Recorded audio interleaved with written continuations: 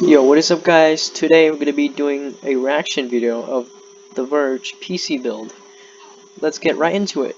So a few years ago, TC, or Managing Editor, built a gaming desktop, but it's kind of out of date, and it's definitely not going to hold up for Battlefield 5. Okay. So let's build a new one. You can build a gaming desktop for around $1,000. That is technically true, but you can build it for much cheaper. Under $1,000 in fact. This is from 2018, and for that year, you know, those are pretty high-end parts, so I guess it makes sense. But I want to go all out, so I spent around $2,000. PC like this is going to be able to play most games at ultra settings. So what do you need to build a desktop? Well, of course, first you need a table. Okay. Preferably not metal. If it's going to be metal, have an anti-static working surface layered on top of it, a thermal paste applicator. You don't need a thermal paste applicator. You don't need that. That is basically useless because your cooler spreads the thermal paste for you. An Allen wrench. I never used an Allen wrench to build a PC in my life, like ever. I only used a screwdriver. Who the hell uses a Allen wrench to build a PC? That's just borderline stupid. Some tweezers to tighten up the wires. Okay, this is where the meme, you know, is born.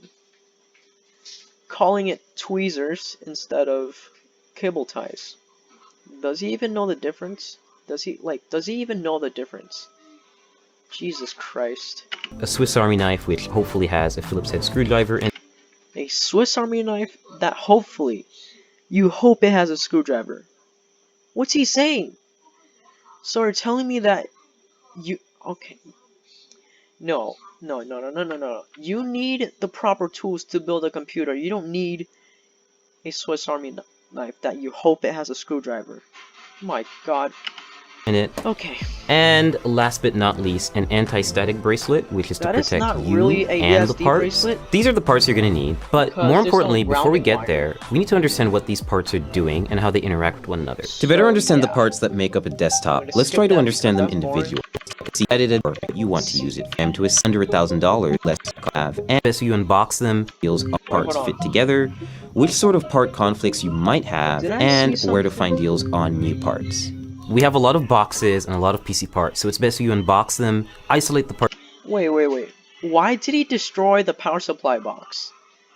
If you install the power supply and you realize it's a DOA unit and it's not working, how are you going to ship it back once you destroy the box? Okay. Parts that you really need, place items into the... Oh my god. Look at the power supply. Where's the... Okay, we will discuss this later. Because I have lots to say about this. Case, and make sure that they all fit, and then start working. And now we're really going to start building by adding the motherboard in.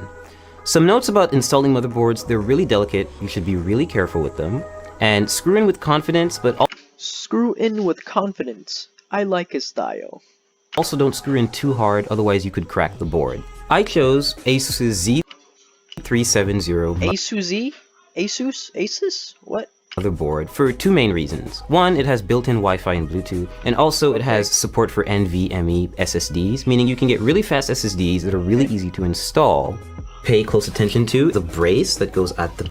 It's not really called a brace. I mean, okay. Back of the computer. You always have to make sure that you really hammer it in. Do not hammer the I/O shield. You do not want to do that, because you'll break it. It's not called a brace, it's an I/O shield, by the way. Because there's no screw, it really just has to go outside of the case and clasp onto the frame. And this is very important because otherwise you can't align the motherboard correctly with the holes. We're just going to start installing all 8 screws. The background music is... I'm not really a fan of it, but okay. So next we're going to install the RAM on the motherboard. I chose Corsair's 16GB Vengeance LED RAM for two main reasons. One, it has LEDs and we do like lights in our gaming desktops. Secondly, it's pretty fast RAM. It's 2666 megahertz, I believe. 2066? That's not that fast for DDR4. In fact, that is very, very slow. I mean, it's an Intel build. I guess it's fine, but whatever. Believe so. It's pretty fast, and this motherboard supports that speed, which is most important. Open the slots first, and just. This is what I don't get. Why is he opening all the slots, even though he has 2 sticks of RAM? Aligning the stick with the middle of the strip. Not. Wait a minute. That's not aligned correctly. You see that you see that dimple on the slot, and you see that hole? That is not lined up. You see that part, and you see that dimple right here? It's not lined up. You effed it up already. Not Jesus with the Christ. end, and just lining that up with the logo. No, you line up the dimples, not the logo. Okay. So once you hear that solid clasp and you don't see the gold connectors on It's more like a click, but okay. the side anymore, that's when you know the RAM is in. Step 3. Whoa, hold up. Yo, you messed up. That is not dual channel memory. What is this? What is this mess? Why did you install the RAM beside each other? Oh my god, dude, you're supposed to install 1 stick of RAM in the 1 slot, the first slot or second, and you skip over the other slot and install it on the other slot. You don't. Oh my god, dude. We're going to install the hard drive, or in this case, the NVMe SSD. I chose this format of solid state drive. Look, that is not dual channel memory. If you install it like that, then it will not register as dual channel. You need to separate it. Drive so that I could input it into the motherboard without having to worry about extra wires or putting it in a separate part of the case and just. I mean, you gotta come up with other reasons to install a NVMe SSD, but that is partly the reason why, I guess. It's getting really messy. This is from Kingston, and it's 480 gigabytes, so it's not a lot, but you can always upgrade this and. Wait a minute. You see how this SSD is not straight and it's like, you know, not straight? Because you did not install the SSD standoff for the NVMe. Swap it out, and it's only held down by 1 screw. It's not held down by 1 screw and a latch. It's held down by a screw and the standoff. In fact, you did not install any standoffs for the SSD. And the latch, so it's really simple and really straightforward. Look at this, dude. Speed for gaming. Oh my god. Get a screwdriver, idiot. I swear to god. Is important when it comes to a hard drive. You want files to write quickly and you want games to load quickly, so that's why it's best if you use an SSD.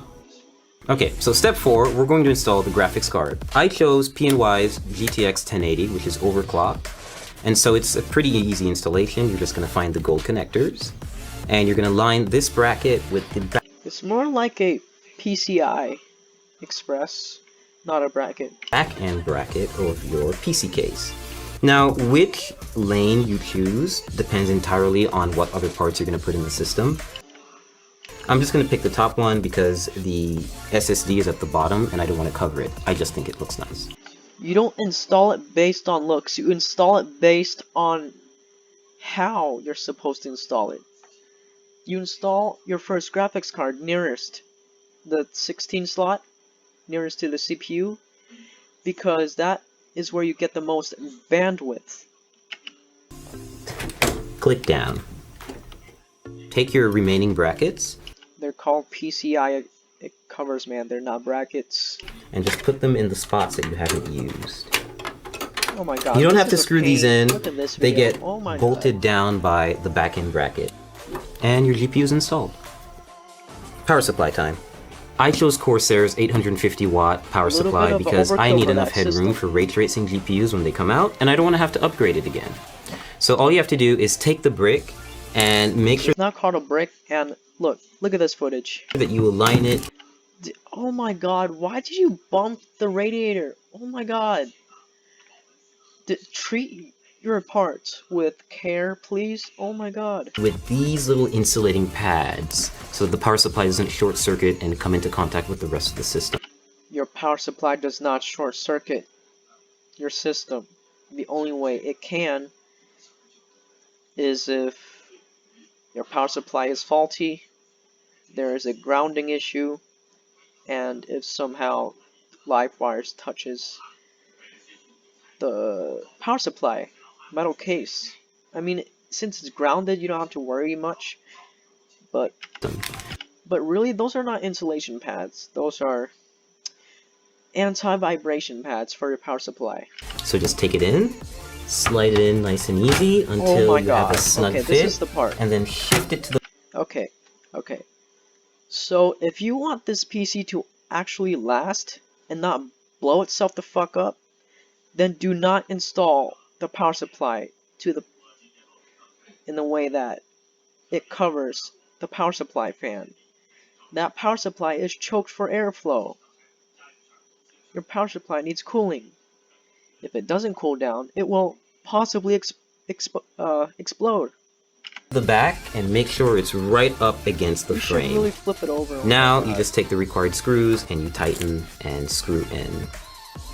So next step, we're going to install the CPU cooler. In this case, it's going to go on the top end of the case, and we're just going to have the hose hang out for a little while until we install the processor, which is going to come a little later. I mean, I would usually install all the parts that I can outside of the case, like with the motherboard. Just be sure to try to... Wait a minute. Where are the fans for the radiator? You ain't got no fans for your AIO. How is it gonna cool properly?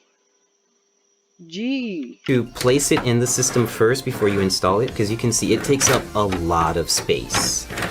But in this case, no pun intended, it fits in perfectly, and we're gonna start screwing it in. And so there's nothing special about this screwing in process. They're just really long screws because they go through the entire frame of the cooler. You wanna know why they're long? Because you're supposed to use those screws to install the fans to the radiator. You should use short screws for when you're installing it like this, not the long screws. You're gonna break your AIO. You're gonna break your radiator. You're gonna break your AIO. Oh my god. And they take forever. Come with a big bag of Velcro cables. Every power supply is gonna come with a big bag of Velcro cables. Velcro crate. Oh, wait. Okay. That's... Velcro cables. Okay, I keep on saying it wrong, but... You should mind me for that, but... Cables. Every power supply is gonna come with a big... Not every power supply, because not every power supply is modular. There are fully modular, and there are semi-modular, and the non-modular ones. Big bag of Velcro cables. It's kind of daunting at first, so you always have to find the ones that are gonna fit. In this case, you need to match those cables with the correct descriptions on the power supply. Next step is we're connecting the power supply to the motherboard with a 24-pin cable. We're just matching that cable from the motherboard, threading it through the back, and attaching the 24-pin header to the power supply so that we can have one of the connections complete. The next few additions will be for the GPU, for any specific ports that the case has, for any lighting that the case has, the CPU cooler, anything else really. We're installing the CPU, the heart of the computer or the brain, depending on how you look at it. So to do this, we're just going to remove the plastic covering that they put on the motherboard. We're just going to take this little plastic part out. What are you doing? Just toss that out of here. No. Oh my god, did he just... You don't throw that out, and you don't take it out, because the plastic cover will pop out once you install the CPU. You should know that. And besides, if your motherboard is broken and you need to ship it back, you know, to fix it, right? The company won't accept it if your motherboard doesn't have the plastic covering. And now we have an exposed CPU holder, or rather slot. It's really called a CPU socket. On the motherboard.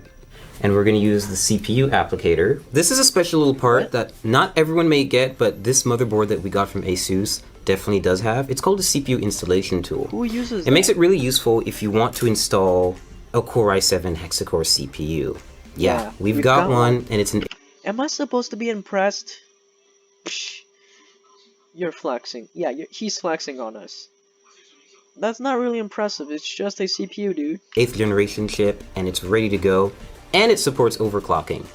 So what having this little installer does for you is it's basically a brace that you can apply right to the CPU and light it up with the triangles that you'll see on the bottom left corners. And this will make it easier for us to apply it to the motherboard and then apply thermal paste and then apply a CPU cooler on top. And we're just going to carefully lean it down into the system and make sure that everything lines up. Oh god.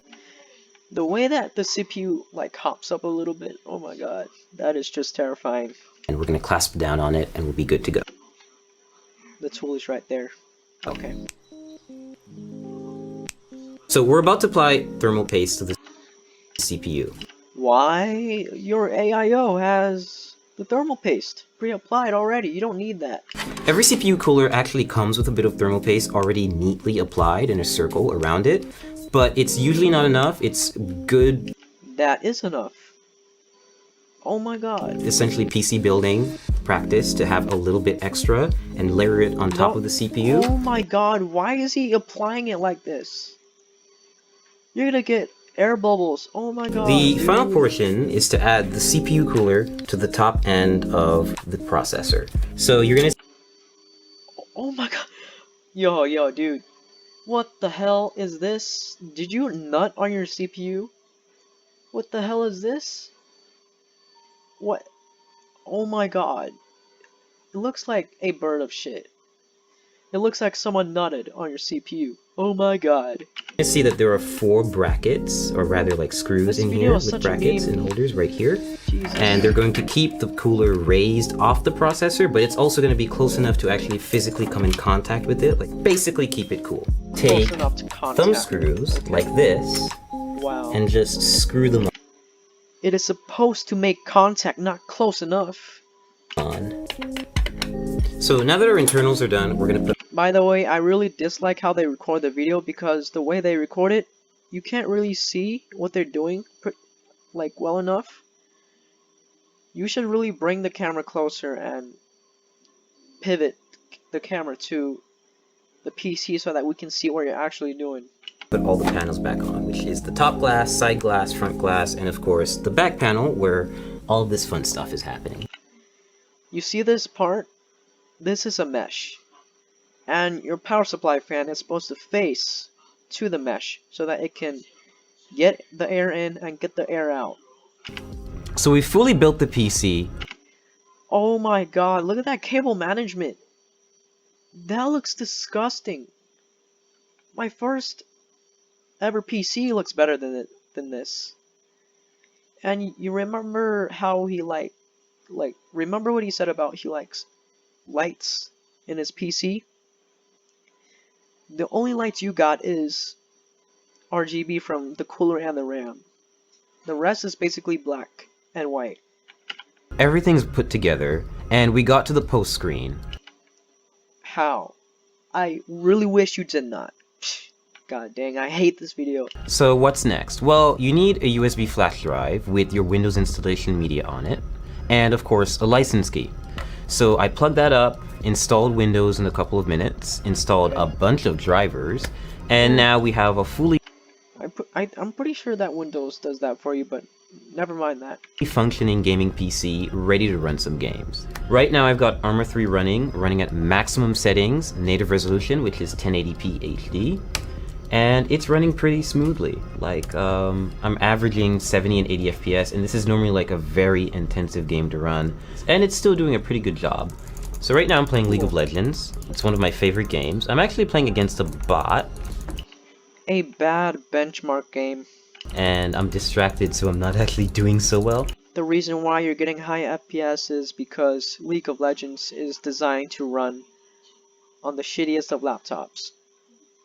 But otherwise, like, this is... Since you got high-end parts in there, League of Legends is running a high FPS. This is pretty much what you would see me do on a gaming computer. Test stuff out, and hope... Wait a minute, I just realized he built a $2,000 gaming computer just to play this? Wow, dude, that's retarded. Hopefully have really high frame rates like I am right now. I'm averaging 120 FPS, and that's only because I've actually locked the game to that frame rate. Why would you lock the game? Aren't we supposed to benchmark something? Because I can get around 300 FPS playing League on maximum settings, which is a little bit absurd, and you don't really need that, so I've locked it.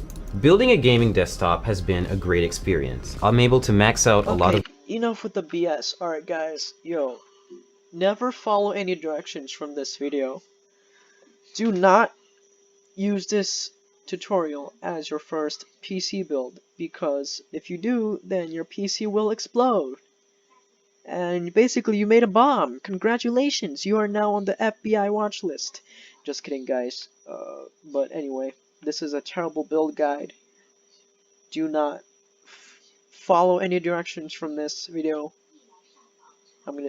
I can't say that enough. Favorite titles, and I'll be able to play a lot of upcoming titles like Battlefield 5 and Cyberpunk 2077 without worrying too much about the parts I have. When ray tracing GPUs come out, for example, I'll be able to upgrade without having to buy a completely new system, and if I have a problem down the line, I can always just swap out a part and have it serviced rather than losing my whole computer. And of course now we also have a computer to test and benchmark games here at The Verge. Okay, shut up, dude. The Verge, presented by Capital One. You gotta scrape your logo off this one. You messed up. You sponsored a video that is very crappy. Oh my god, are you kidding me? Are you kidding me? Are you kidding me? You know what? Enough of this video. Thanks for watching. Subscribe, like, and comment. Remember, just don't follow any directions from this build guide. It's terrible.